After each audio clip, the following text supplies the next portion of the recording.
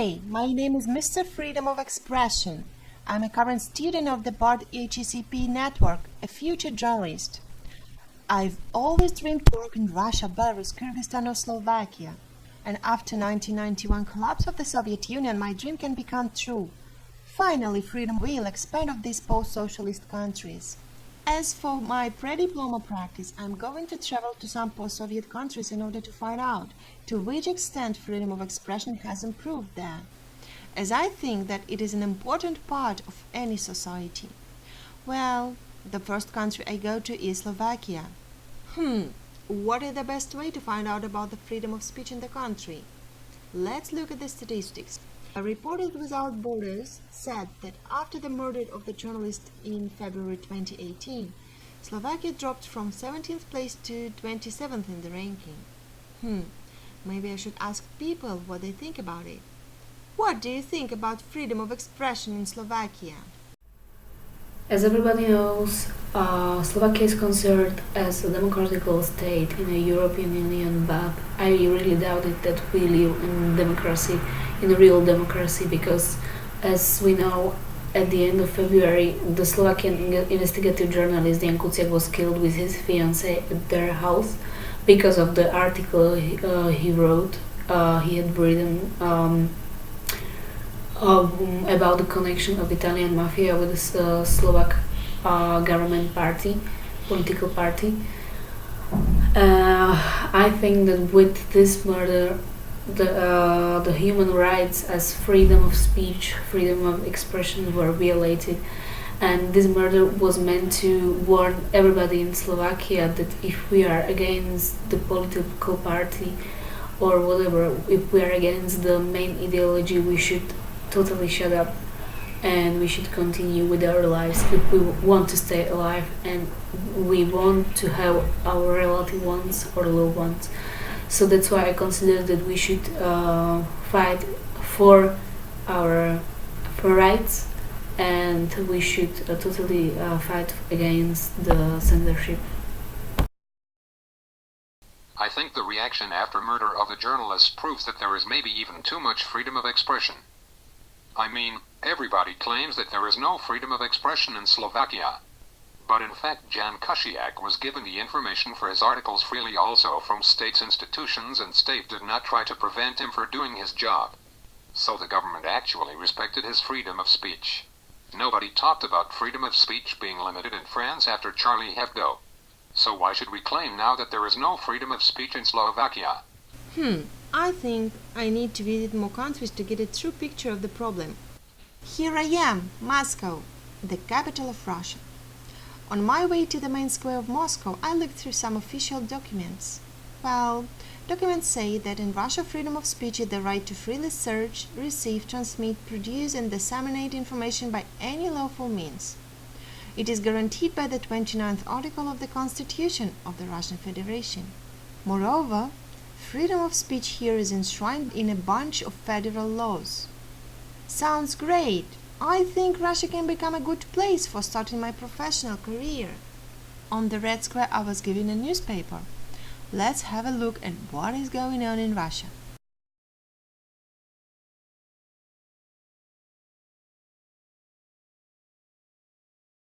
Oh no! Everything is not what it seems. Actually, Russia had a place number 148 out of 180 countries in the 2018 World Press Freedom Index. I really want to figure it out myself. Mister, what do you think about freedom of expression in your country? I want to say that freedom of speech in Russia is not as bad as it used to be.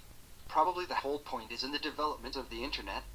Everyone can start a video blog and express everything that he or she thinks.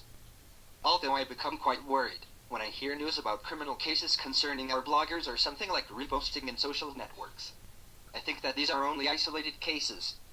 However, do you need freedom of speech? Well, I think so, of course. My point of view is if I do not like something, I need to have the right to share my opinion in public so that I can be heard. Thank you so much, mister. Criminal cases. People are worried. I have to go to another city of Russia. Maybe there I will find a pure freedom of expression. Let's go to Kaliningrad. Fog everywhere. Lady, please, could I ask you one question? What do you think about freedom of expression in Russia?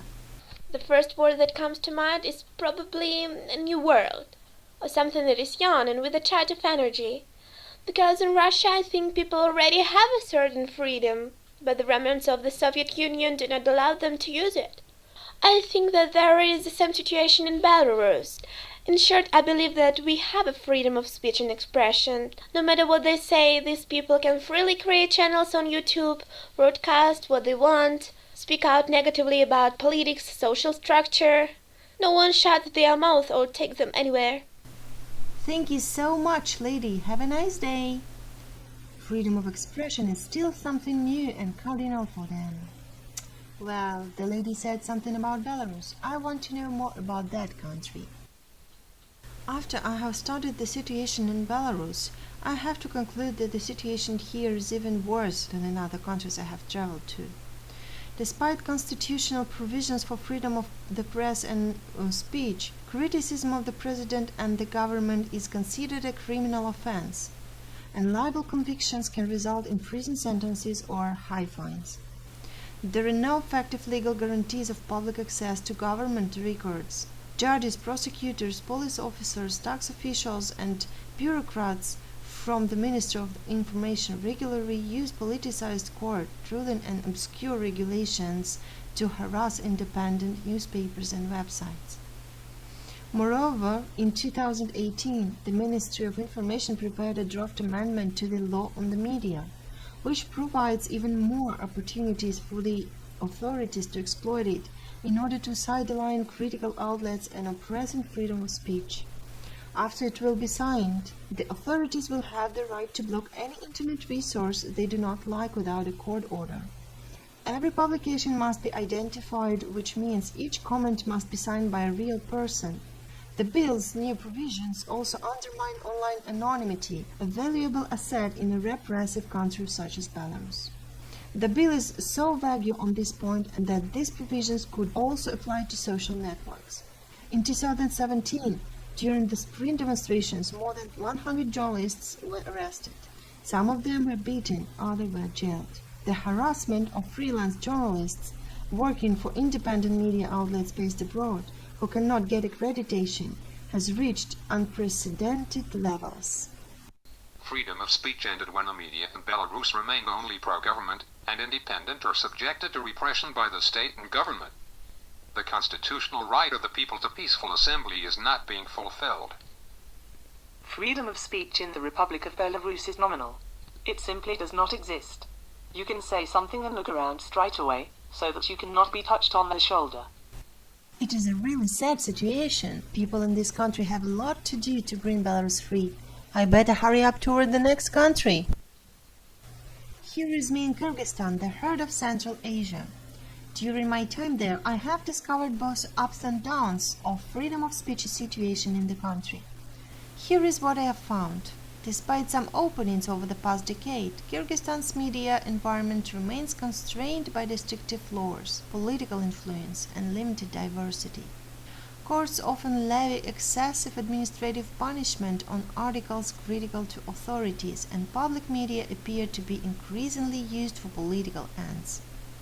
The constitution and the country's laws guarantee freedom of speech and the press, but observance of these guarantees is inconsistent. Situation is relatively better than other countries in this region, yet Kyrgyzstan has a lot to pick up and improve. Let's ask some natives what is going on in their country.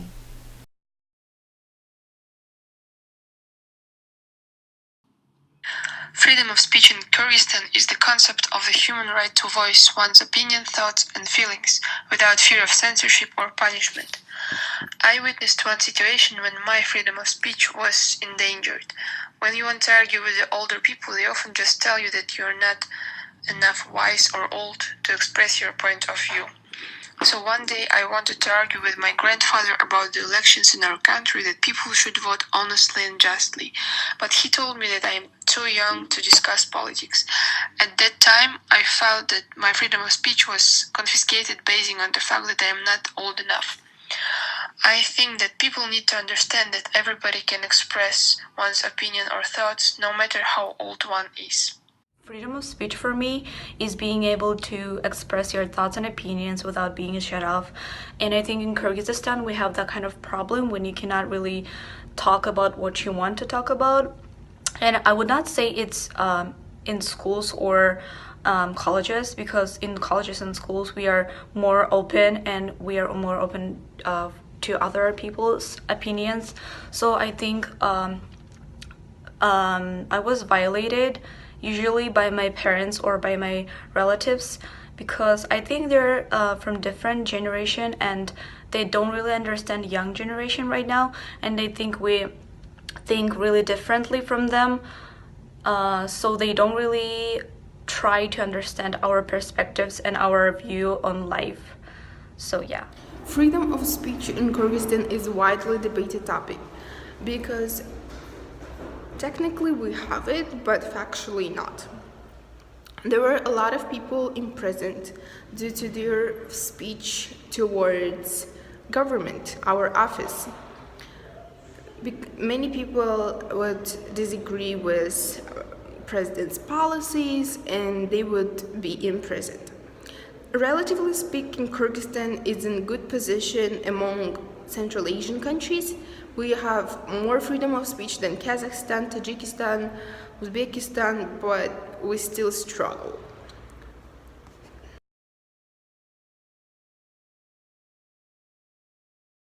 I have visited 4 post-socialist countries in order to check the freedom of speech and expression in each of them. Unfortunately, not all countries have met my expectations.